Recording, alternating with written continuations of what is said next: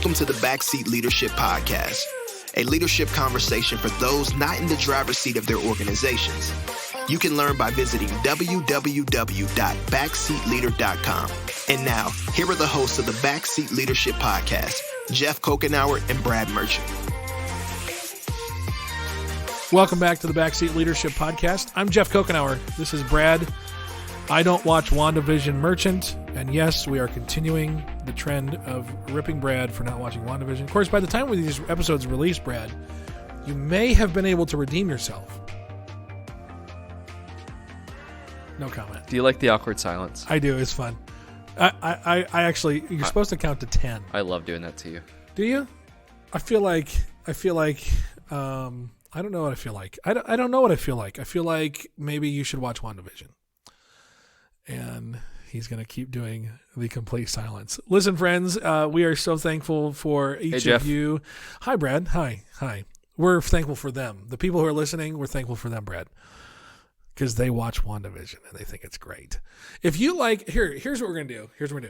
If you have watched WandaVision and you think Brad should watch it, some of these people are like, why are they talking about Marvel? It's okay. It's just a few seconds. If you like WandaVision and you think Brad should watch it, you should get on the Instagram posts. You should get on social media. You should email us and say, Brad, watch WandaVision. That's what you should do. I'll block you. That's just cancel culture in itself, and we should talk about that sometime. It's my mission statement. Well, then go back to the episode last year and get a trajectory for your life. Amen. Anyway.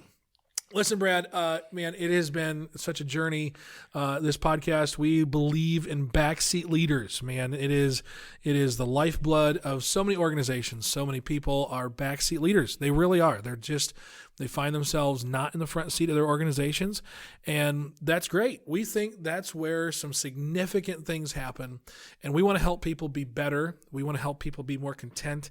We want to help people stick it out for the long haul. You know, Brad, I've had a lot of conversations over 2020 and 2021 of leaders who have found themselves in a situation that they didn't think. They found it to be untenable, and part of the reason they did that is because they just couldn't find contentedness in their backseat leadership position. And we want to help those kind of leaders. There's plenty of resources. There's plenty of content out there that is for front seat leaders, people who want to lead the organization from the top or from the front or from the most prominent position. And we realize that those are significant folks. Those are people who need to develop in their leadership as well.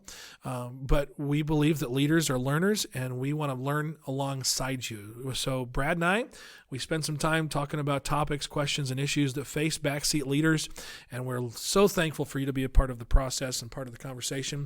We'd love to hear from you, and so in this conversation today, as we talk about what it means, 4 things it takes to be a healthy leader. Brad's going to lead us in just a second. We'd love to hear from you. What are some things that you're experiencing right now?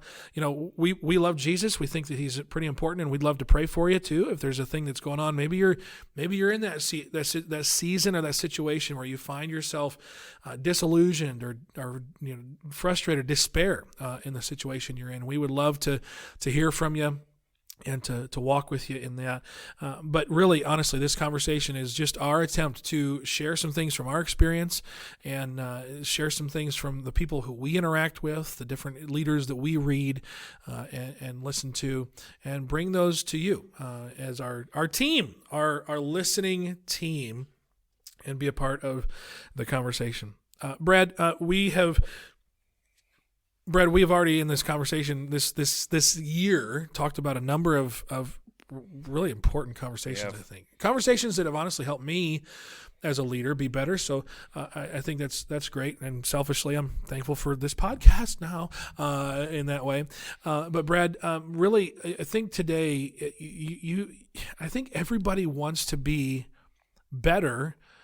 But I think everybody also recognizes that there is a way to be better that allows you to also be healthy.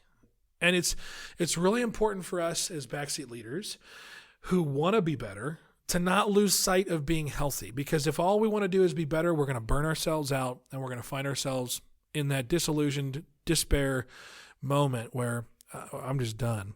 So Brad, help us because we need this. We need to be healthy leaders, not just better leaders, not just backseat leaders, but healthy leaders where we're at. and help us. What are some things? Take us in today, Brad.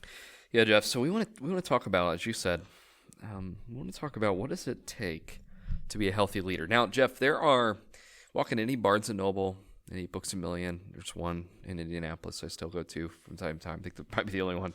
But walk in any big bookstore, you're going to find shelves full of books on the New York Times bestseller list talking about being a healthy leader.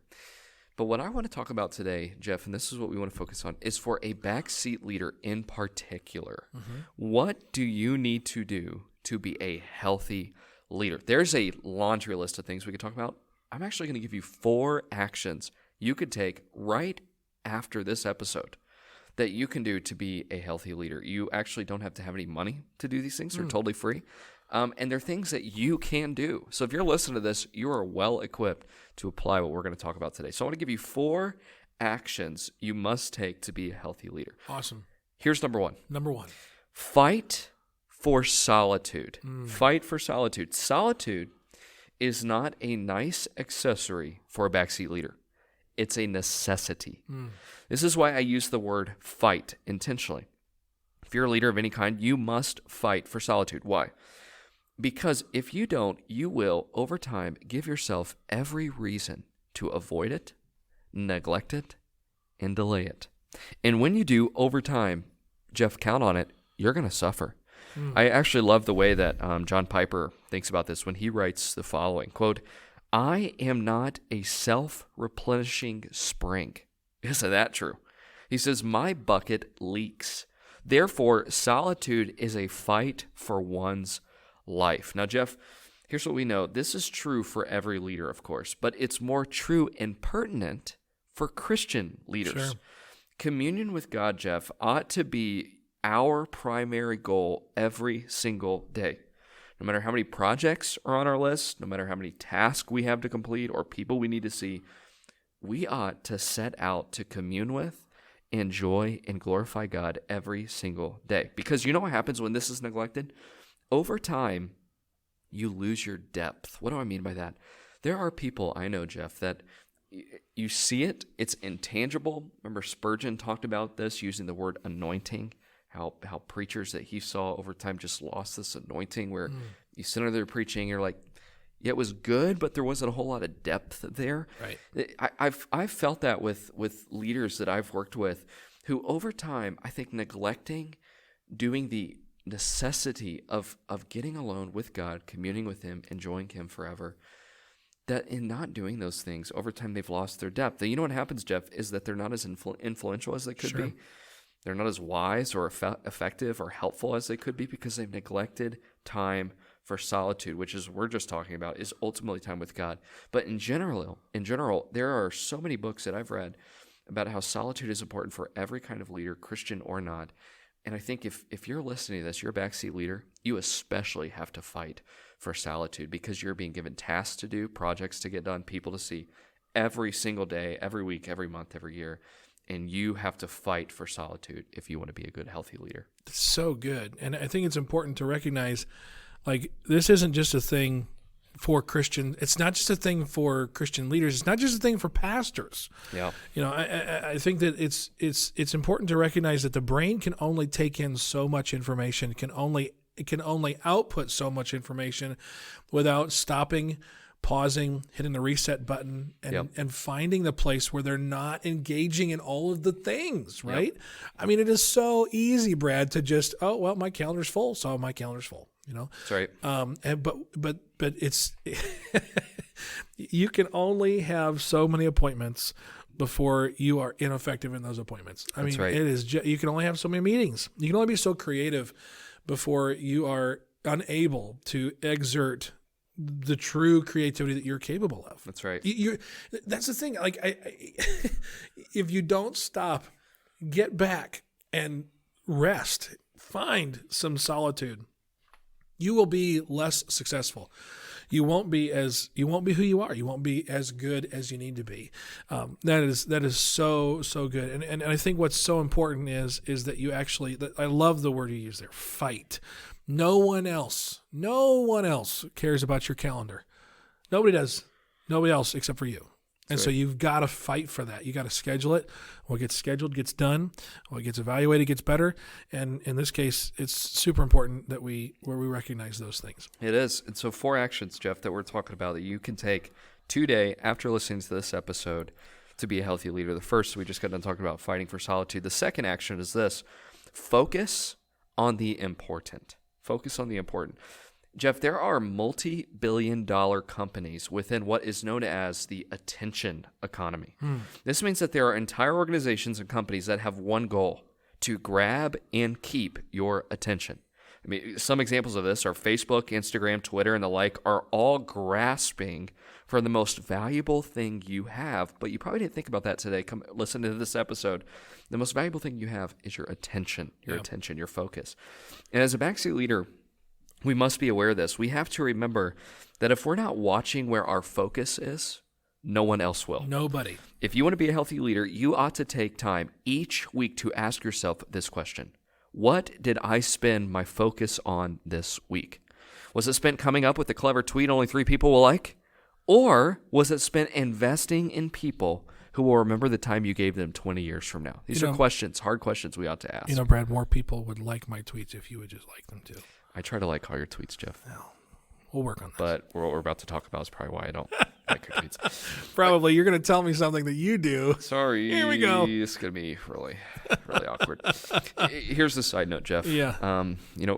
We have to be really intentional about focusing on the important. And one of the biggest focus stealers around today, we know this, is social media. Yeah.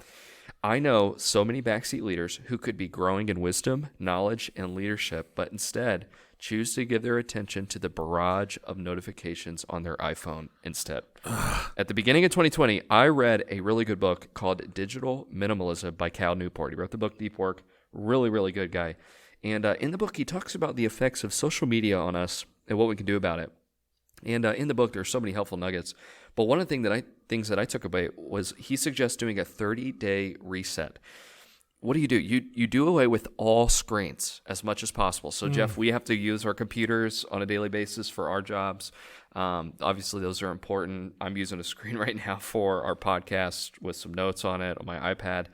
But he says, any screen that you could do without, do it. Any social media account you could do without, unless it's helping you keep your job, do without it for 30 days. And at the end of the 30 days, reevaluate at the end of the reset what you want to keep or do away with. Now, since that time, Geoff, of me doing that, I did that last year. Since that time, I unfollowed everyone on Facebook. So when you get on my Facebook timeline, there's absolutely nothing. I only followed 3 people on Twitter. So it would actually say I follow 40 or 50 people. I actually made a secret list, so I muted everybody, and I have a secret list where there's only 3 people I see on my timeline. And I check Instagram once a week. So that means for me, I spend maybe in total on a given week, 15 to 30 minutes on social media. It's not very much. And yet I feel like I'm getting value. I'm able to scroll through the people I want to see and, hey, what's going on in their lives? And on Facebook, if there's ever something I want to check in on, I search that person, look at their page. Instagram, I hardly follow anybody, so I hardly see any pictures. Thanks. It's just a great way for me to be intentional about, okay, I'm not going to put my focus on, one, I'm not going to keep people having a reason to grab my attention and keep it by choosing to let my focus drift to things that aren't going to matter 20 years from now. Instead, I'm going to do away with those things and focus my attention elsewhere, reading books, talking to friends, spending time with my family, things like that. That is something I've done that's been revolutionary.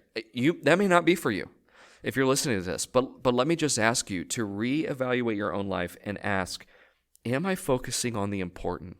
And what is stealing my focus away from the important, and how can I change that? Brad, I just have 2 questions. One, am I one of the people on Twitter? This has been another episode of the Backseat Leadership. I'm just messing with you. No, honestly, what I think is also so this is so good, and I'm probably gonna maybe not do that. We'll see. Love it. I working with students, I find myself on social media quite a bit, Yep. paying attention to what's going on in their worlds and that kind of stuff. I think what I find in adults the most that social media does, not only does it steal our attention, which is incredibly important because attention is time, and time is what is most valuable. But what I also find that is so incredibly, I'll say distracting when it comes to social media is the comparison game. Is people spend so much time paying attention to what everyone else is doing that they forget what's important to them. Like, forget about what's just important. Those are important things. Reading books, learning, doing those things, spending time with your family, spending time interfacing in person as best you can, given the current reality of where you're at, is so important. But what we do is when we're on Instagram, we look at what someone else is doing, where someone else is going, what someone else is investing in their life. And we miss out on those opportunities in front of us. Yep. And so I think that's so incredibly important. You know, Brad, you and I have talked about the different things that do steal our attention, whether it is Twitter or whether it's Facebook or Instagram, TikTok, and all those type of things. And so I follow TikTok for you. You're welcome, and send you all the funny ones. But I do think there's a discipline to this as well. That if you're not willing to cut those things out, then you're not going to spend the time on the important. And I think what's going to happen is, honestly, talk about the first one, fight for solitude. It becomes, this is maybe where some of the primary fight has to be, right? Is that when it comes to social media, it is such a powerful force. It's on your phones. It's in front of you. You get notifications when someone says, "Oh, I like that picture of your steak last night," right? By the way, I do wish that social media was most of that now. That's what I wish it Amen. was. I would be a better person. Political fight, number one. But I think that we spend so much, it just distracts us. There was a study done that talked about the effects of even having the phone on your smartphone on the table when you're having a meal with someone else across from you. And the distraction that when the thing lights up or when it vibrates, your mentality is completely thrown off because of a notification that someone else got to interrupt your world, your life, what's most important. And so I think it's really, really important, and I would totally recommend it for our listeners. We're talking about 4 actions you must take to be a healthy leader. We're going to fight for solitude. We're going to do it right after this podcast.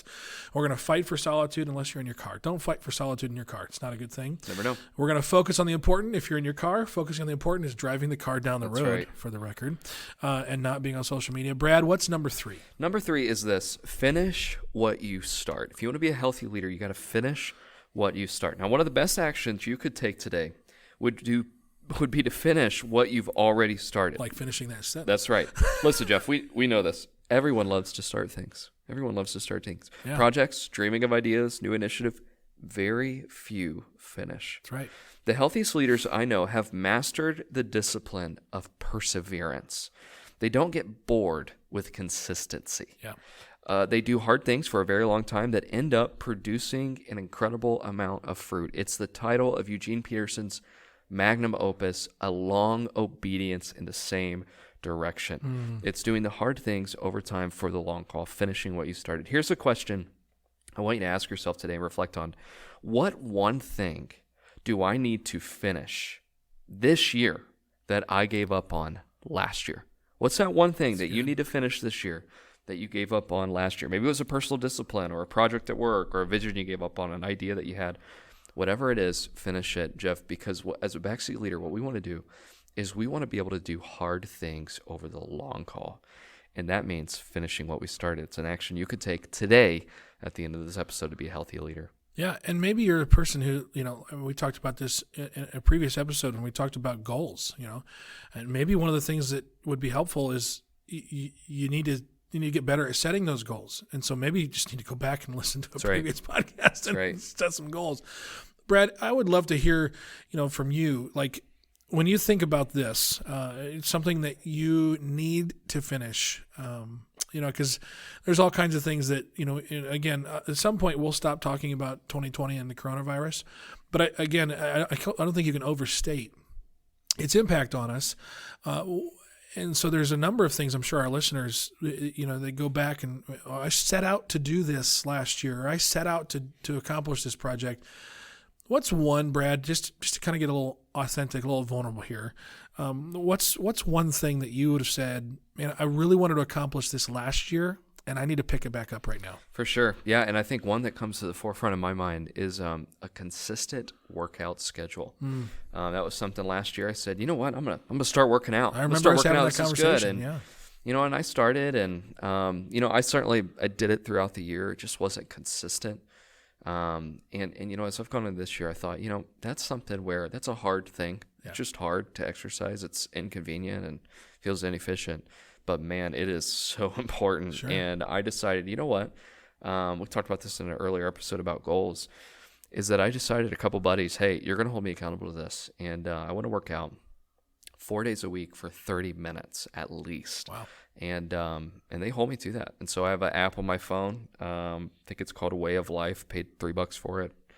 And basically, every day it prompts me with a notification. Yeah. Did you do this? And I insert the goal, and I click yes or no, and it just tracks. Okay, how often have you done that? Then every Thursday afternoon, I report that to this group. And that's been really helpful for me. So it's been a way to say, hey, you know what? This year, I'm going to pick up what I didn't finish last year, consistent workout schedule, and I'm going to finish that this year. Yeah, it's really good. Yeah. You and I talked about, we would joke about how I started a blog again, and then it died. And yeah, it's crazy. Your blog has had more resurrections than Jesus. Pretty amazing. And so we started off the year pretty strong, so I use this example to say this. I was writing on my blog. I was writing on the downloadyouthministry.com blog, which is an organization I work with to resource youth workers and youth pastors around the world. Yep. And so there was a lot of writing going on. But now it's kind of tapered off, and as Brad always likes to say, your blog will die if you're not consistent. And so, thanks, Brad. Anytime. But sometimes we need to pick up things from 6 weeks ago, and right. and get back on those things. And so, we've had a number of because I've had things come up. Last Friday, I did a funeral for a student. I did different things that I would normally do on Fridays. I wasn't able to do. Recording these episodes of podcasts, the date to do it has changed a number of times. Yeah. And so things come up, but it's a matter of getting back on and finishing those things so you can look back and go, okay, those were important. Yep, that's right. Brad, we're talking about 4 things, man. We've got number 3. Finish what you start.